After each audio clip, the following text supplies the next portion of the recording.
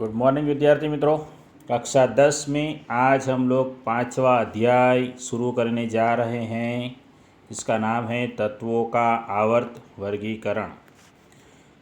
तो शुरू करते हैं। पहले थोड़ी सी जानकारी ले लेते हैं कि ऐसे तो सवाल को भी देख लेते हैं। तत्वों के वर्गीकरण की आवश्यकता किस लिए हुई? तत्वों के वर्गीकरण की आवश्यकता देखते हैं।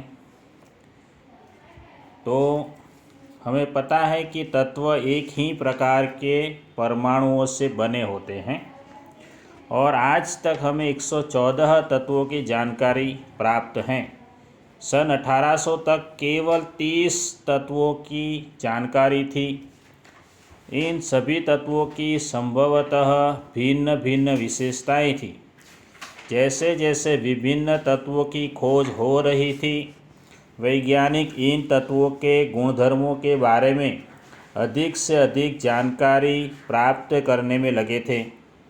उन्हें तत्वों की इन जानकारियों को व्यवस्थित करना बड़ा ही कठिन लगा। इसलिए उन्होंने इन गुणधर्मों में एक ऐसा प्रतिरूप ढूंढना प्रारंभ किया जिसके आधार पर इतने सारे तत्वों का आसानी से अध्ययन किया जा सके। इसीलिए तत्वों के वर्गीकरण की आवश्यकता हुई। दूसरा सवाल देखते हैं। वैज्ञानिकों ने तत्वों को किस आधार पर वर्गीकृत किया? तो वैज्ञानिकों ने भी तत्वों को उनके गुणधर्मों के आधार पर वर्गीकृत किया था ताकि अव्यवस्थित रूप से पाए गए तत्वों को व्यवस्थित किया जा सके। सबसे पहले ज्ञात तत्वों को धातु एवं अधातु में वर्गीकृत किया गया। जैसे जैसे तत्वों एवं उनके गुणधर्मों के बारे में हमारा ज्ञान बढ़ता गया, वैसे वैसे उन्हें वर्गीकृत करने के प्रयास भी किए गए।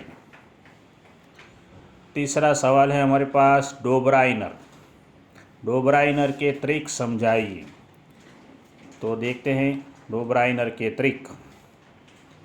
सन 1870 में जर्मन रसायनज्ञ वुल्फगांग डोबराइनर ने समान गुणधर्मों वाले तत्वों को समूह में व्यवस्थित करने का प्रयास किया था। सर्वप्रथम डोबराइनर ने प्रयास किया था।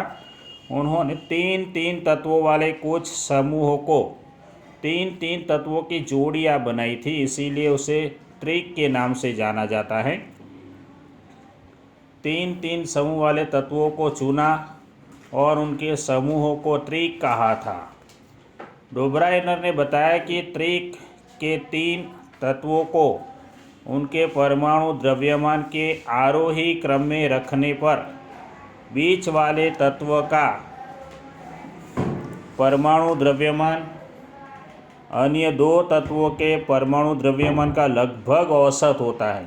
ये बहुत ही महत्व की बात डोबराइनर ने बताई थी कि 3 तत्वों को उनके परमाणु द्रव्यमान के आरोही क्रम में रखने पर बीच वाले तत्वों का परमाणु द्रव्यमान अन्य 2 तत्वों के परमाणु द्रव्यमान का लगभग औसत होता है। जैसे कि एक उदाहरण यहाँ पे दिया गया है, लिथियम, सोडियम और पोटेशियम। इन तीनों का द्रव्यमान यहाँ पे दिया गया है।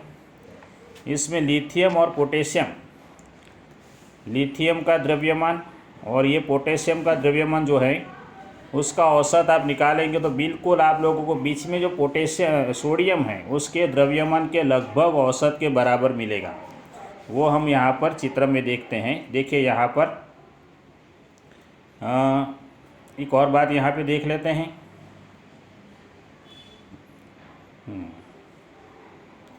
इसमें आप लोग देखेंगे तो ये जो ए जो है और बी, ये दोनों डोबराइनर के त्रिक हैं, डोबराइनर के त्रिक। और जबकि सी जो है वह डोबराइनर का त्रिक नहीं, क्योंकि सी में जो क्लोरीन और आयोडीन जो है इसका औसत बिल्कुल इसके बराबर नहीं है। और डोबराइनर उस समय तक ज्ञात तत्वों में केवल 3 ही त्रिक ज्ञात कर सके थे। यहाँ पर दिखाए गए 1, 2 और 3, मात्र तीन ट्रिक ही ज्ञात कर सके थे। इसलिए ट्रिक में वर्गीकृत करने की यह पद्धति सफल नहीं रही।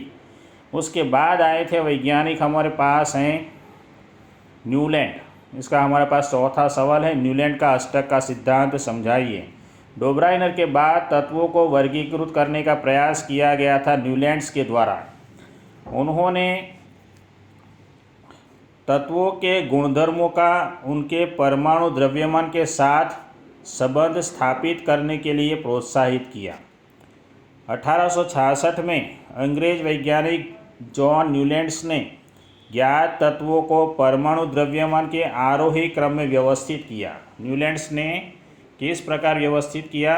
परमाणु द्रव्यमान के आरोही क्रम में।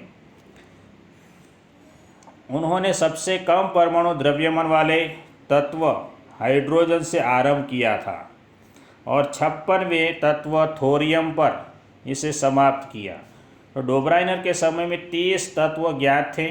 उसके बाद न्यूलैंड्स के समय में 56 तत्व ज्ञात थे। उन्होंने पाया कि प्रत्येक 8वें तत्व का गुणधर्म पहले तत्व के गुणधर्म के समान है। उन्होंने इसकी तुलना संगीत के अष्टक से की और इसलिए उन्होंने इसे अष्टक का सिद्धांत भी कहा। यहाँ पर देखिए, ये 1 नंबर है, ये 2, 3, 4, 5, 6 और 7, फिर 8वां आता है ये। उसके गुणधर्म जो हैं हाइड्रोजन से मिले जुले होते हैं। उसके बाद न्यूलैंड के अष्टक में लिथियम और सोडियम के गुणधर्म समान थे। लिथियम और सोडियम के गुणधर्म समान थे, इसलिए सोडियम जो है वह लिथियम के बाद 8वें स्थान पर है। इसी तरह बेरिलियम और मैग्नीशियम, यह बेरिलियम और यह मैग्नीशियम, इसमें भी अधिक समानता है। न्यूलैंड्स के अष्टक के मूल रूप का एक भाग यहाँ पर भी दिखाया गया है। ठीक है। उसके बाद सवाल है हमारे पास, न्यूलैंड के अष्टक के नियम की मर्यादाएं। तो यहाँ पर हमारे पास मर्यादाएं थी। अष्टक का सिद्धांत जो था केवल कैल्शियम तक ही लागू होता था, क्योंकि कैल्शियम के बाद प्रत्येक 8वें तत्व का गुणधर्म पहले तत्व से नहीं मिलता था। न्यूलैंड्स ने कल्पना की कि प्रकृति में केवल 56 तत्व विद्यमान हैं और भविष्य में कोई अन्य तत्व नहीं मिलेगा, ऐसी कल्पना की थी। लेकिन बाद में कई नए तत्व पाए गए जिनके गुणधर्म अष्टक के सिद्धांत से मेल नहीं खाते थे। उसके बाद अपनी सारणी में इन तत्वों को समंजित करने के लिए न्यूलैंड्स ने 2 तत्वों को एक साथ रख दिया और कुछ असमान तत्वों को एक स्थान में रख दिया। उसके बाद देखिए, अंदर सारणी में देखेंगे तो कोबाल्ट तथा निकल एक साथ में है तथा इन्हें एक साथ उसी स्तंभ में रखा गया है जिसमें फ्लोरीन, क्लोरीन एवं ब्रोमीन है, और जबकि इनके गुणधर्म उन दोनों तत्वों से भिन्न हैं। आयरन को कोबाल्ट एवं निकल से दूर रखा गया है, जबकि उनके गुणधर्मों में समानता होती है। इस प्रकार न्यूलैंड्स का अष्टक का सिद्धांत केवल हल्के तत्वों के लिए ही ठीक से लागू हो पाया। ये थी न्यूलैंड्स के अष्टक के सिद्धांत की मर्यादाएं। उसके बाद आगे चलते हैं नए सवाल की तरफ। मेंडेलीव की आवर्त सारणी की बात करेंगे। मेंडेलीव की आवर्त सारणी देखते हैं। तो मेंडेलीव की आवर्त सारणी की बात करेंगे यहाँ से। न्यूलैंड्स के अष्टक सिद्धांत के अस्वीकार होने के बाद कई वैज्ञानिकों ने नई खोज जारी रखी थी, जिससे तत्वों के गुणधर्मों का उनके परमाणु द्रव्यमान के साथ संबंध स्थापित हो सके।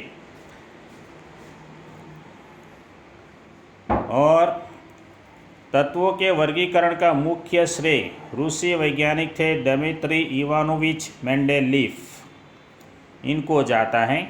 उन्होंने तत्वों की आवर्त सारणी के प्रारंभिक विकास में उनका प्रमुख योगदान रहा। उन्होंने अपनी सारणी में तत्वों के उनके मूल गुणधर्म, परमाणु द्रव्यमान तथा रासायनिक गुणधर्मों में समानता के आधार पर व्यवस्थित किया।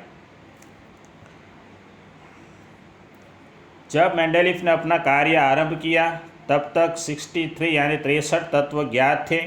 उन्होंने तत्व के परमाणु द्रव्यमान एवं उनके भौतिक और रासायनिक गुणधर्मों के बीच संबंधों का अध्ययन किया।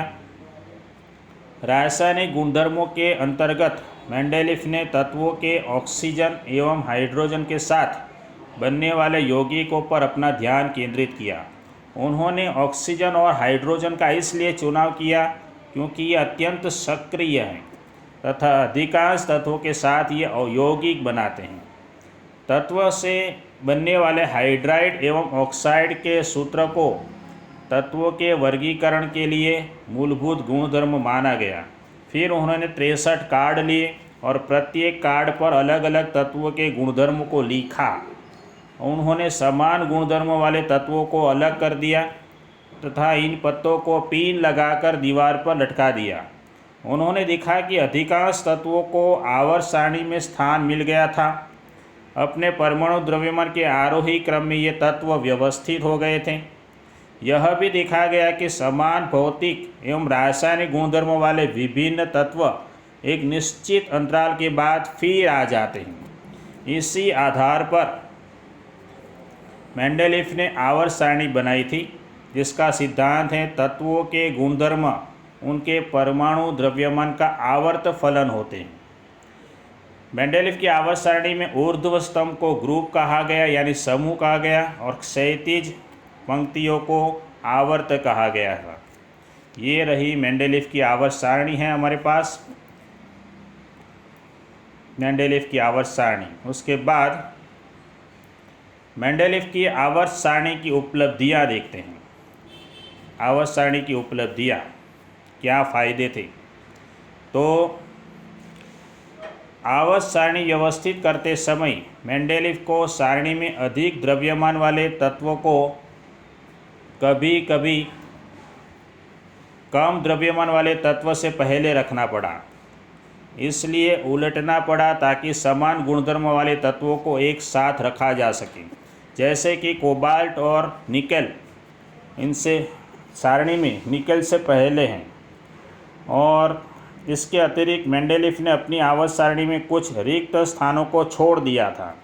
इन रिक्त स्थानों को दोष के रूप में देखने के बजाय मेंडेलीफ ने दृढ़तापूर्वक कुछ ऐसे तत्वों के अस्तित्व का अनुमान किया जो उस समय तक ज्ञात नहीं थे। इनका नामकरण उन्होंने उसी समूह में इससे पहले आने वाले तत्व के नाम में एका उपसर्ग लगाकर किया था। जैसे बाद में ज्ञात होने वाले स्कैंडियम, गैलियम और जर्मेनियम के गुणधर्म क्रमशः एका बोरोन, एका एल्यूमिनियम तथा एका सिलिकॉन के समान थे। उसके बाद ये बात थी हमारे पास मेंडेलीफ की आवर्त सारणी की उपलब्धियाँ कि उन्होंने सबसे पहले अनुमान किया था। ये सबसे बड़ी उपलब्धि है। एक आखिरी सवाल देख लेते हैं, मेंडेलीफ के वर्गीकरण की सीमाएं। तो देख लेते हैं मेंडेलीफ के वर्गीकरण की सीमाएं। हाइड्रोजन का इलेक्ट्रॉनिक विन्यास क्षार धातुओं से मिलता है। क्षार धातुओं की भांति हाइड्रोजन भी हैलोजन, ऑक्सीजन और सल्फर के साथ एक जैसे सूत्र बनाने वाले यौगिक बनाती हैं। जैसे यहाँ पे उदाहरण में बताया गया है, ये हाइड्रोजन के यौगिक हैं और ये सोडियम के यौगिक हैं। दूसरी ओर हाइड्रोजन हैलोजन की भांति हाइड्रोजन भी द्विपरमाणु अणु के रूप में पाई जाती है और धातु और अधातुओं के साथ सहसंयोजक यौगिक बनाती हैं। निश्चित रूप से आवर्त सारणी में हाइड्रोजन को नियत स्थान नहीं दिया जा सकता है। यह मेंडेलीफ की आवर्त सारणी की पहली कमी थी। वह अपनी सारणी में हाइड्रोजन को सही स्थान नहीं दे पाए और मेंडेलीफ के तत्वों के आवर्त वर्गीकरण तैयार होने के पर्याप्त समय बाद समस्थानिकों का पता चला। फिर उन समस्थानिकों के रासायनिक गुणधर्म समान होते हैं, लेकिन उनके परमाणु द्रव्यमान भिन्न भिन्न हो। इस प्रकार सभी तत्वों के समस्थानिक मेंडेलीफ के आवर्त नियम के लिए एक चुनौती थी। दूसरी समस्या यह थी कि एक तत्व से दूसरे तत्व की ओर आगे बढ़ने पर परमाणु द्रव्यमान नियमित रूप से नहीं बढ़ते। इसलिए यह अनुमान लगाना कठिन हो गया कि दो तत्वों के बीच कितने तत्व खोजे जा सकते हैं। विशेषकर जब हम भारी तत्वों का विचार करते हैं तो यह कठिनाई आती है। ये सभी चीज़ें थी मेंडेलीव के आवर्त वर्गीकरण की मर्यादाओं की सीमाएं। ठीक है, तो दोस्तों यहाँ तक देखते हैं हम लोग। इसके बाद हम लोग नए वीडियो में अभ्यास करने वाले हैं, आधुनिक आवर्त सारणी का अभ्यास करेंगे।